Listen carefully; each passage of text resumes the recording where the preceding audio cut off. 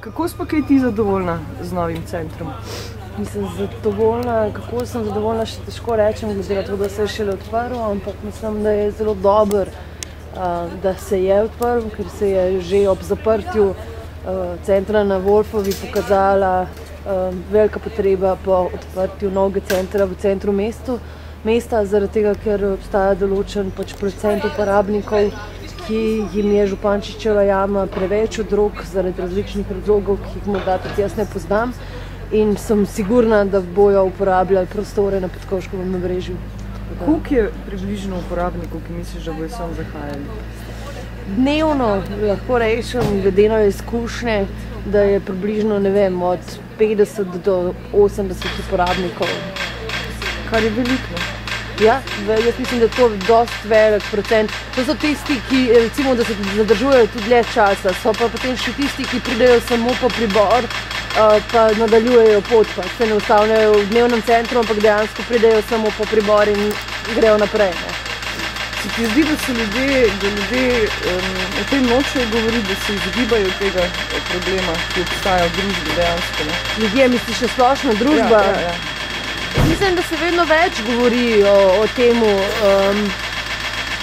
Dejansko pa do neke mere se stigma ne zmanjšuje.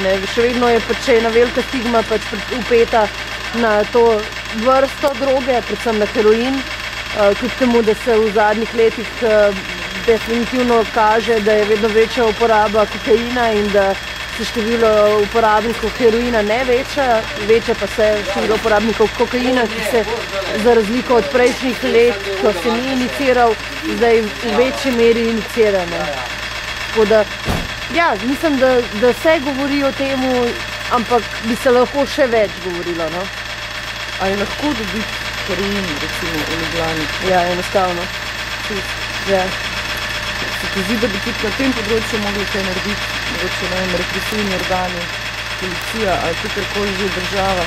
Ne, jaz mislim, da s tem, da zatiraš dostop do droge, da s tem nisi nič naredil, kvečemu zadevo narediš še bolj atraktivno.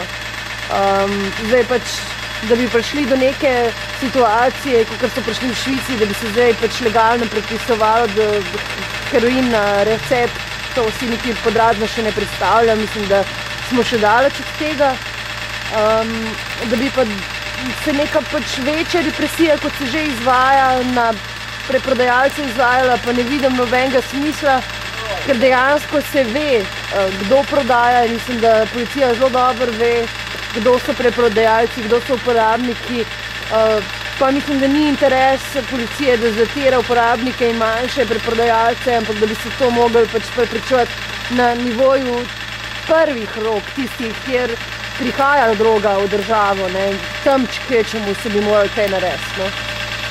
Najlepša hvala.